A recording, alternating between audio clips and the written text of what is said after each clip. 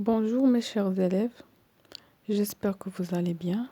Donc aujourd'hui on va travailler cette leçon de lecture. C'est la narration et la description dans un récit et on va savoir quelles sont les valeurs de chaque temps.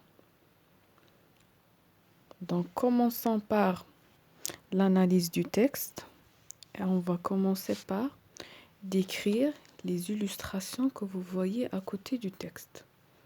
Donc la première image, regardez bien cette première image et dites-moi qu'est-ce que vous voyez sur la première image. Donc évidemment, ce qu'on voit, c'est une vitrine. Donc ce que vous voyez, c'est une vitrine. Et qu'est-ce qu'on voit derrière les vitres? On voit des costumes, soit de femmes ou bien d'hommes. Donc on voit une vitrine dans laquelle on trouve des costumes qui étaient exposés. Donc ces vêtements-là, ce sont des vêtements de deuil, c'est-à-dire qu'on mettait lorsque quelqu'un meurt. Donc des vêtements bigoudin de deuil qui dataient d'environ 1925. C'est-à-dire ce sont des vêtements très anciens. Et tous les objets, les vêtements, etc., qui sont très très anciens, on les mettait dans un musée. Un musée. Donc, la deuxième image représente quoi? Représente la porte du musée. Et dans la troisième aussi, qu'est-ce qu'on voit? On voit c'est l'extérieur du musée. Donc, l'extérieur du musée, la porte du musée. Ici, c'est l'intérieur. Qu'est-ce qu'on voit dans le musée? On voit une vitrine ou bien des costumes qui étaient exposés derrière une grande vitrine. Donc le titre. Quel est le titre de ce texte? C'est La mystérieuse victime au musée Bigoudi. La source de ce texte est Camille Serbeau, La mystérieuse victime, une histoire policière de Bigoudi. Donc, à partir du titre, la source et les illustrations, qu'est-ce que vous devez faire? Vous devez, comme le dit la question, à partir du titre et de l'image, quel serait à ton avis le genre de ce texte? Donc, la réponse, le genre de ce texte est un genre, oui, c'est le genre, très bien, c'est le genre policier. Puisqu'on a mystérieuse victime. Deuxième question, relève 5 mots pour confirmer ton hypothèse. Quelle est cette hypothèse? C'est-à-dire que ce texte-là appartient au récit policier. 5 mots, c'est-à-dire qu'est-ce que vous devez faire? Vous devez relever le champ lexical du genre policier. Donc, premièrement, nous avons le mot mystérieuse victime. Nous avons le mot corps, commissaire, pâle, la mort, des coups de poignard ou de balle. Le médecin légiste fouilla, questionna, indice, le suicide, body bag, corps, la morgue, le médecin, rapport et aussi le décès, c'est-à-dire la mort. Donc tout ce vocabulaire-là appartient au genre policier. Donc ce que vous devez faire, vous devez relever seulement 5. Troisième question, coche la bonne réponse. Bien sûr, après la lecture de ce texte, qu'est-ce que vous devez faire? Vous devez définir l'étape de ce texte. Est-ce qu'il s'agit de la situation initiale? C'est-à-dire c'est le début de l'histoire. On a toujours le calme Et on a une présentation des personnages, les lieux et le temps. L'élément déclencheur ou bien l'élément perturbateur, c'est le problème. L'annonce d'un problème qui va perturber le calme. Les péripéties, c'est-à-dire les actions qui suivent l'élément perturbateur ou bien ce qu'on appelait les perturbateurs. Et à la fin, vous avez le dénouement, c'est-à-dire la fin, la situation finale ou bien la chute. Donc, après avoir lu le texte, vous allez arriver à dire que cette partie s'agit des péripéties. C'est-à-dire, on a déjà le problème. Maintenant, on parlait des péripéties, l'ensemble, les actions et les faits qui se passaient après l'élément perturbateur. On a des complications. Dans cette partie, on a plusieurs complications. Et dans une nouvelle policière, les péripéties, c'est l'enquête.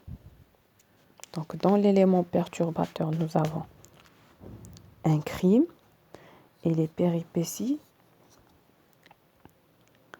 Ça correspond à quoi? Ça correspond à l'enquête faite par les inspecteurs. Pourquoi? Pour arrêter, bien pour démasquer le coupable. Question suivante.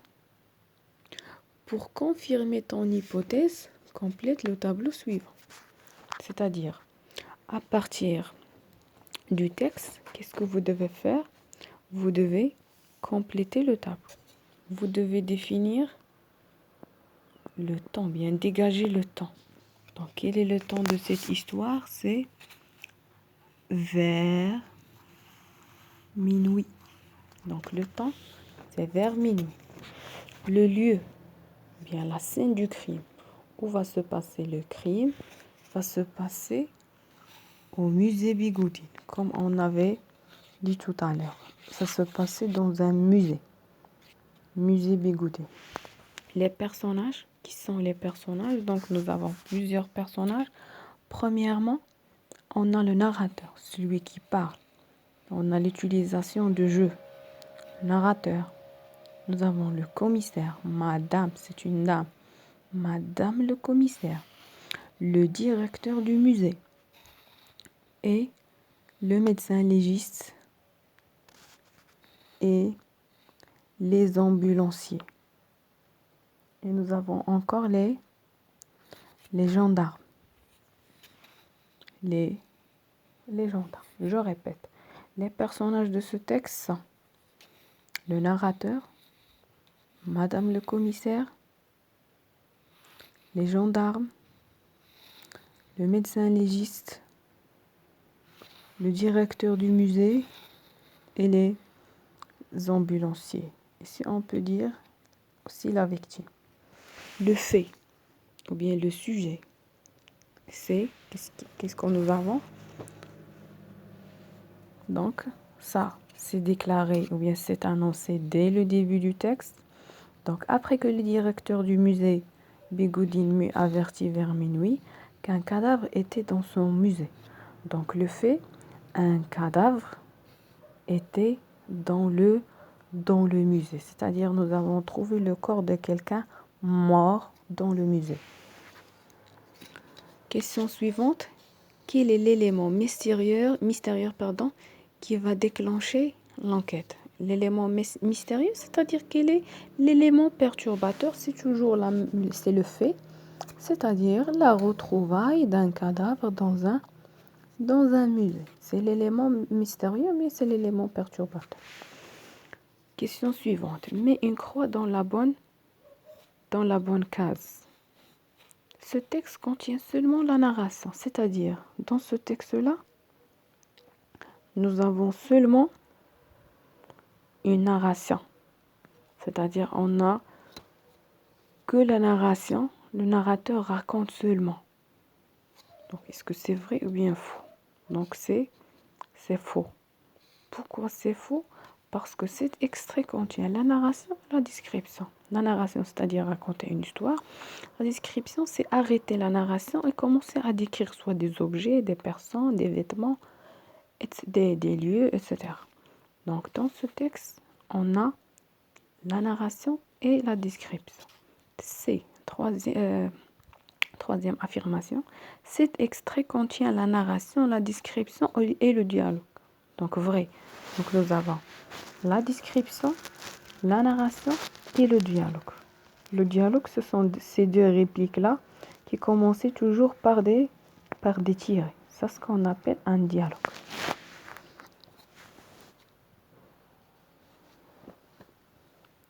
Passons maintenant à ce tableau. Et ce que vous devez faire, vous devez délimiter les passages narratifs, les passages descriptifs et le dialogue. C'est-à-dire, vous devez dire d'où commence.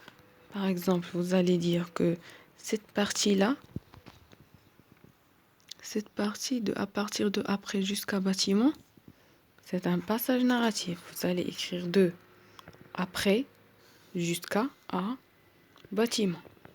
Les temps des verbes. Ce que vous devez faire, vous devez relever les temps des verbes utilisés dans ce passage ou bien dans ce paragraphe. Et leur valeur, c'est-à-dire pourquoi nous avons utilisé ces temps-là.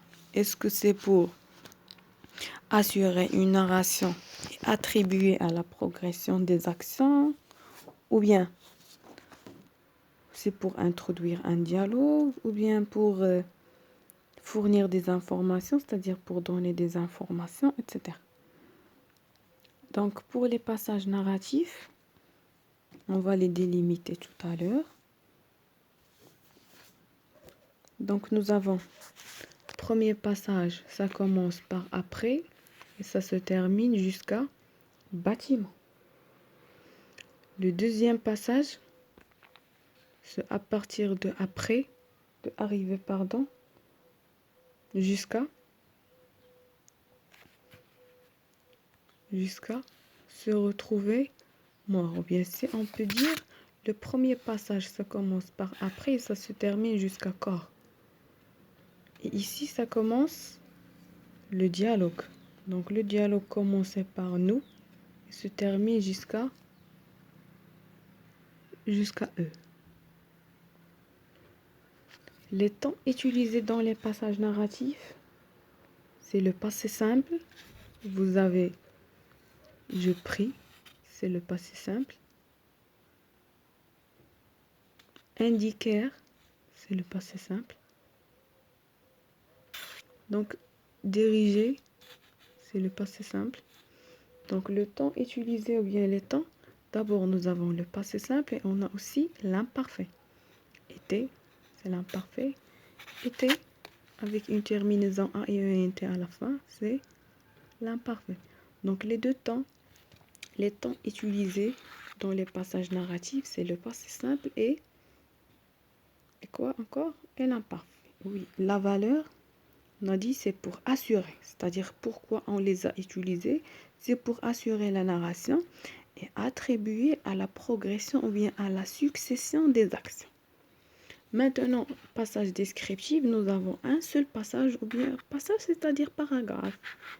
Passage, ça commençait par de c'était, ici, c'était des vêtements, bigoudines, de deuil, etc. Qu'est-ce qu'on fait? On fait la narration, la description. Jusqu'à quoi? Jusqu'à bal. Donc, dans tout ce paragraphe, tout cet extrait, qu'est-ce qu'on faisait? On fait la description. On décrivait la mort. Le mort, avait la peau pâle, les cheveux blancs, un long nez fin, ses yeux étaient ouverts. Il était vêtu d'un pull noir, une chemise. Donc, qu'est-ce qu'on fait ici? On décrit. Et pour décrire, quels sont les temps utilisés ou bien les temps des verbes utilisés? C'est on a l'imparfait. nous avons l'utilisation de l'imparfait. Et le deuxième temps, c'est quel temps? C'est le présent de l'indicatif. Donc, pour faire la description, soit j'utilise l'imparfait et aussi j'utilise le présent. Et le dernier passage, c'est le dialogue. Comme je vous ai dit, les passages où nous avons le dialogue commencent toujours par des tirets. Donc le premier passage, ça commence par peut-on et ça se termine jusqu'à carrière. Et le deuxième, ça commence par nous et ça se termine jusqu'au point, c'est E. Les temps verbaux utilisés dans le dialogue, c'est premier temps, peut-on, c'est le premier verbe, c'est le présent. Et on a encore, donc on a seulement l'utilisation du présent. Donc on va passer maintenant à je retiens. Je vais vous la expliquer. Vous la faites toute seule. Donc je vais cacher les réponses. Donc qu'est-ce que vous devez faire? Vous devez compléter je retiens par présent imparfait. Donc à partir de l'explication de ce tableau, ce que vous devez faire, vous devez compléter. Donc j'attends votre travail pour que vous fassiez je retiens.